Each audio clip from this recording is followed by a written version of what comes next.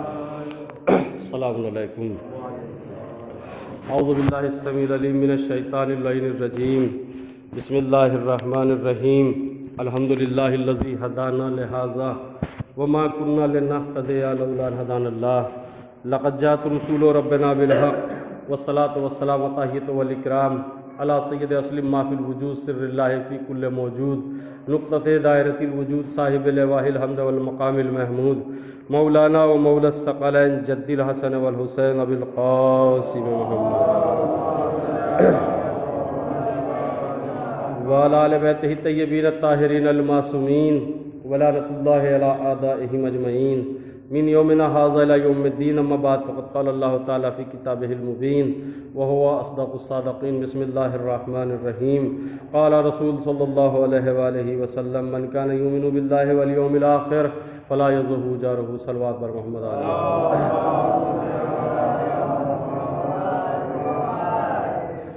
معزز سامعین، روز جمعہ پند و نصیحت کا سلسلہ جاری و ساری.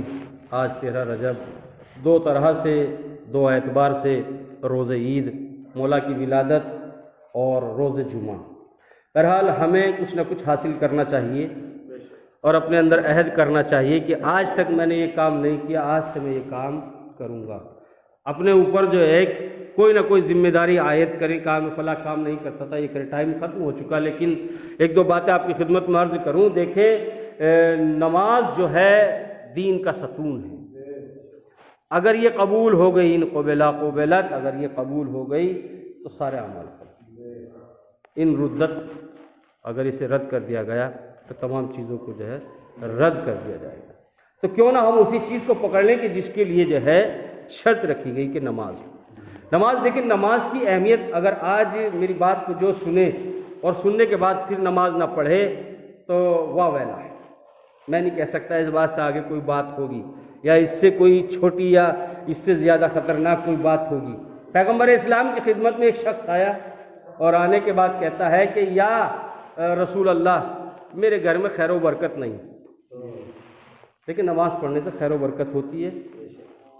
کاروبار میں نہیں، دولت میں نہیں، عمر میں بھی برکت ہوتی ہے. ٹھیک. بہرحال تو پیغمبر اسلام نے کہا کہ شاید تو نماز نہیں پڑھتا ہوگا. کہا یا رسول اللہ، 5 وقت کی نماز آپ ہی کے پیچھے پڑھتا ہوں. اور کیجئے گا، دیکھیں پیغمبر ایسا نہیں کہ جانتے نہیں، لیکن متوجہ کر رہے ہیں. تو کہا کہ پھر شاید تیری بیوی نماز نہیں پڑھتی ہوگی. کہا کہ یا رسول اللہ، نہیں، وہ بھی ہمیشہ نماز پڑھتی ہے. تو پھر پیغمبر اسلام نے کہا تو پھر شاید تیرے بچے نماز نہیں پڑھتے ہوں گے. کہا یا رسول اللہ، وہ بھی ہمیشہ نماز پڑھتے ہیں. تو پیغمبر اسلام، میں جلدی بتا رہا ہوں، تو پیغمبر اسلام نے کہا تو پھر شاید تیرے پڑوسی نماز نہیں پڑھتے ہوں گے. دیکھیے گا، غور کیجیے گا. شاید تیرے پڑوسی نماز نہیں پڑھتے ہوں گے. تو کہا یا رسول اللہ، میرے پڑوسی بھی نماز پڑھتے ہیں. اب روایت کا جملہ ہے کہ پیغمبر خاموش ہو گئے. جبرائیل نازل ہوئے اور نازل ہونے کے بعد کہا یا رسول اللہ. چیخنا ضروری نہیں، بات کو محسوس کیجیے. یا رسول اللہ، اس کا جو مکان ہے اور اس کی جو چھت ہے، اس کے اوپر ایک دانت بے نمازی کا پڑا ہوا ہے.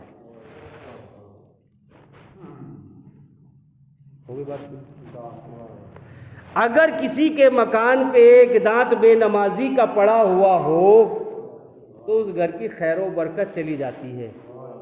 اور جس گھر میں سارے ہی بے نمازی ہوں، اس گھر کے اندر دولت آ جائیں گی. ٹھیک ہے، دولت آ سکتی ہے، لیکن آپ نے لاکھوں مرتبہ سنا ہوگا، مولانا اتنا کماتا ہوں، اتنا آتا ہے، لیکن پیسہ ہاتھ میں نہیں رکتا.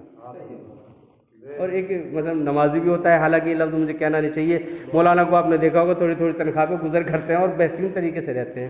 ایک صاحب کہتے تھے کہ ہم نے دیکھا ہے 2,500-3,000 ہزار کی تنخواہ، آج سے 8-10 سال پہلے مجھ سے کہہ رہے تھے، لیکن یہ صاف ستھرے رہتے ہیں بالکل، اور ہم اتنا کماتے ہیں، ہمارے کپڑوں کے اوپر اتنی پریشانی رہتی ہے. بہرحال تو عرض کر رہا تھا کہ نماز کی برکت ہوتی ہے. اب دیکھ لیں آپ، دوسری روایت اگر میں اسی کی پلٹ کے سنا دوں، وہ بالکل سیم اسی طرح کا. تو نماز نہیں پڑھتا ہو؟ کہ میں نماز پڑھتا ہوں. کہا تیرے بچے نماز نہیں پڑھتے؟ کہا وہ پڑھتے ہیں. تو پھر کہا کہ جبرائیل نازل ہوئے. نازل ہونے کے بعد کہا کہ یا رسول اللہ، اس کا جو مکان ہے نا، اس کے پاس میں ایک درخت ہے، اس درخت کے اندر جو ہے ایک بے نمازی کی ہڈی کا ٹکڑا پڑا ہوا ہے.